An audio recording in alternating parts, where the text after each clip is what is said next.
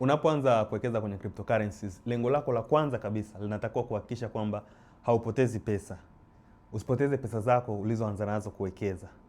Kwa sababu watu wengi sana wanalenga kupata faida wanapoanza kuwekeza. Na the bad thing ni kwamba unakuta wengi wanapoanza hawana elimu yoyote. Kwa hiyo unakuta wanabahatisha.